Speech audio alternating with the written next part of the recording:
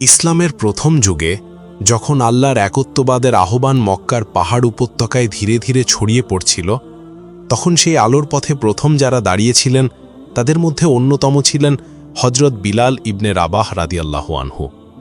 তার নাম শুধু ইসলামের ইতিহাসেই নয়, বরং মানবতার মুক্তির ইতিহাসেও চিরস্মরণীয়।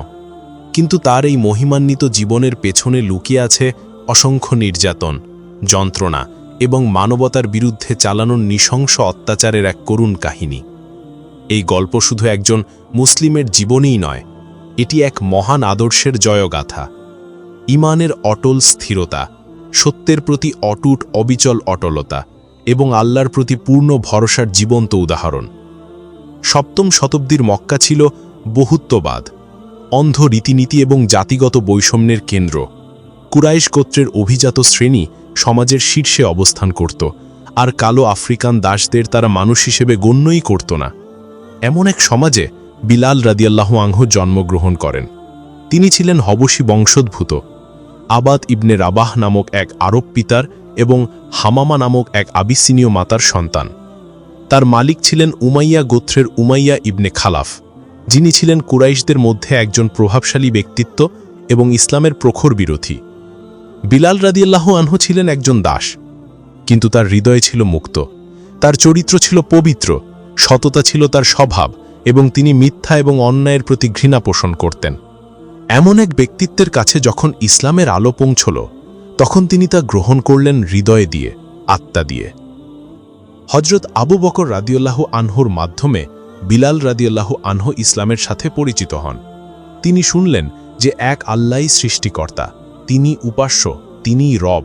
তার হৃদয় সঙ্গে সঙ্গে এই সত্যের প্রতি আকৃষ্ট হয়।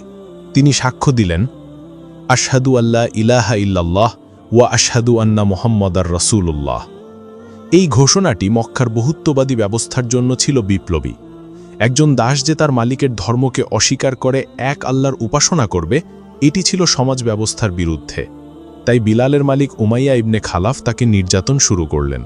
বিলালের উপর চালানো নির্যাতন ছিল অবর্ণনীয়। কুরাইশরা চেয়েছিল তাকে ভাঙতে, তার ঈমান ভাঙাতে, কিন্তু তার ঈমান ছিল পাহাড়ের চেয়েও দৃঢ়। উমাইয়া তাকে মরুভূমির বালুকাময় মাঠে ফেলে রাখতেন, যেখানে সূর্যের তাপ ছিল অসহনীয়। তার বুকের উপর বিশাল পাথর রাখা হতো। তিনি ক্রমাগত বলতে বাধ্য করা হতো, উজ্জয়া ও মানাতের উপাসনা করো আর মুহাম্মদের ধর্ম ছেড়ে দাও।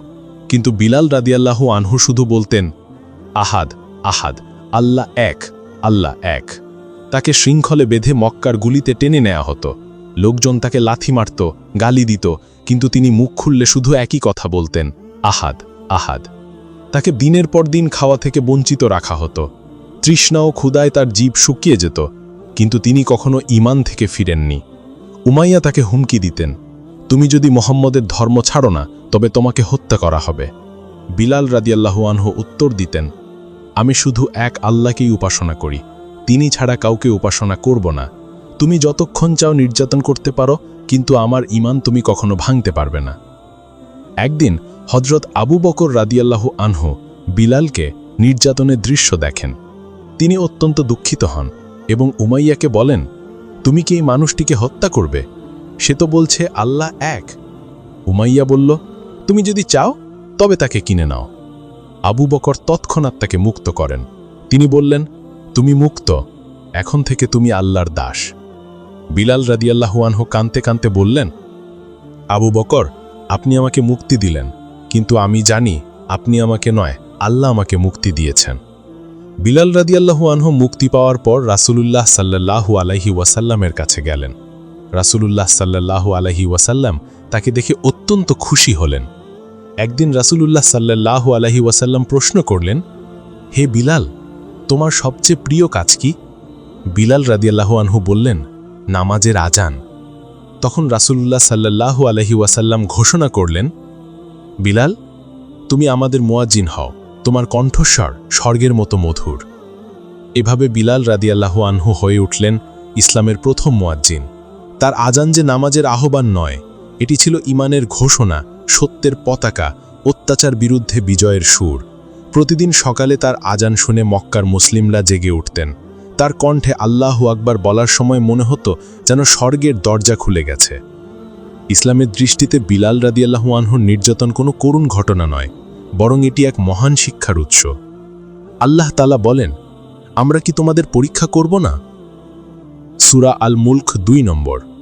বিলাল রাদিয়াল্লাহু আনহুর জীবন প্রমাণ করে যে ঈমানের পরীক্ষা শুধু সুখে নয়, বরং কষ্টে, যন্ত্রণায়, নির্যাতনেও হয়। যারা সেই পরীক্ষায় উত্তীর্ণ হয় তারা আল্লাহর কাছে মহান মর্যাদা লাভ করে। ইসলাম প্রথম থেকেই ঘোষণা করেছে, না, কোনো আরব কোনো অনারবের উপর শ্রেষ্ঠ নয়, কোনো সাদা কোনো কালোর উপর শ্রেষ্ঠ নয়, শুধু তাকওয়ার ভিত্তিতেই শ্রেষ্ঠত্ব। বিলাল রাদিয়াল্লাহু আনহু একজন কালো দাস হওয়া সত্ত্বেও হয়ে উঠলেন মুসলিম সমাজের সর্বোচ্চ সম্মানিত ব্যক্তি। তার আজান আজও পৃথিবীর প্রায় 1.5 বিলিয়ন মুসলিমের কানে বাজে। আল্লাহ তাআলা বলেন, ধৈর্যশীলদের জন্য অবশ্যই পুরস্কার রয়েছে অপরিসীম। সূরা আজ-জুমার 10 নম্বর। বিলাল রাদিয়াল্লাহু আনহু ধৈর্য ধরেছিলেন, আল্লাহর প্রতি ভরসা রেখেছিলেন। তার পুরস্কার ছিল রাসূলুল্লাহ সাল্লাল্লাহু আলাইহি ওয়াসাল্লামের সঙ্গ, জান্নাতের ওয়াদা এবং ইতিহাসের পাতায় চিরস্মরণীয় নাম। একবার রাসূলুল্লাহ সাল্লাল্লাহু আলাইহি ওয়াসাল্লাম বললেন, আমি জান্নাতে গিয়ে শুনলাম পদধ্বনি। আমি জিজ্ঞাসা করলাম, এটা কার? উত্তর এলো, এটা বিলাল ইবনে রাবাহের। বুখারী। এই হাদিস শুধু বিলাল রাদিয়াল্লাহু আনহুর মর্যাদাই নয়, বরং সব মুসলিমের জন্য এক অনুপ্রেরণা। যে ব্যক্তি সত্যের পথে থাকবে, যন্ত্রণা সহ্য করবে, আল্লাহর জন্য সবকিছু উৎসর্গ করবে, তার জন্য জান্নাত অবশ্যম্ভাবী। হযরত বিলাল রাদিয়াল্লাহু আনহুর নির্যাতন কেবল ইতিহাস নয়, এটি একটি জীবন্ত শিক্ষা।